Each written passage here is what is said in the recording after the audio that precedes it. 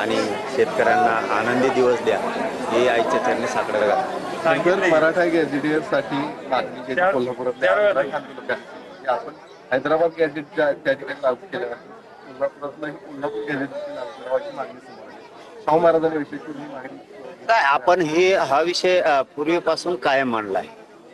Bombay गव्हर्नमेंटचं gazetteer, Satara संस्थांचं, कोल्हापूरचं, मिरज, औंध आणि पुणे हे पूर्वीपासून आपण सांगतोय की ते घेतलंच पाहिजे कुठल्याही परिस्थितीत. पण आता काय असतं, टप्प्याटप्प्यात चाललंय. आता हैदराबाद गॅझेटियर झालंय, आता ते सातारा संस्थांचं घेत आहेत. हळूहळू करता करता सगळेच जाणार आहे. काय असतं, एखादा विषय एकदम नसतो होत, कारण त्याला अनेक अडचणी, अनेक संकट किंवा त्रासदायक सुद्धा काही व्यक्ती असतात की जेणेकरून ते आडवं पडायचं हे करायचं. त्यामुळे आपण तिथंच जाऊया जिथं आपल्याला जायचंय तिथं, पण जरा टप्प्यानं दमाने जाऊया. शाहू महाराजांची आज भेट केली आहे. तर शाहू महाराजांनीच गेल्या काही दिवसांपूर्वी ज्यावेळी तुम्ही उपोषणाला बसला होता त्याच वेळी कोल्हापुरात आंदोलन होते. त्यांनी प्रतिक्रिया ती दिली होती, जरांगी आम्हाला विसरत का अशा पद्धतीची ती प्रतिक्रिया होती. नाही बाबा, असं काहीच नाही.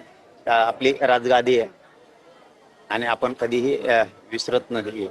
आणि असं काय महाराज साहेब आहेत म्हणता म्हणता म्हणले असतील, परंतु मी कधीच असं होऊ देणार नाही. मी तरी किमान या राज्याचं गरिबाचं लेकरू आहे आणि इमानदारीनं प्रामाणिकपणानं या राज्यातल्या लोकांसाठी लढतोय. तर माझ्याकडून असं कधीही होणार नाही की इकडं आरक्षण दिलं गेलं तिकडं नाही. समावेशक होणार, राज्यातल्या सगळ्या मराठ्यांना आरक्षण मिळेपर्यंत मी थांबणार नाही. महाराजांची भेट आणि किती महत्वपूर्ण हे तर खरीच गोष्ट आहे की महाराज साहेबांनी हक द्यावी आणि आम्ही उभा राहावं.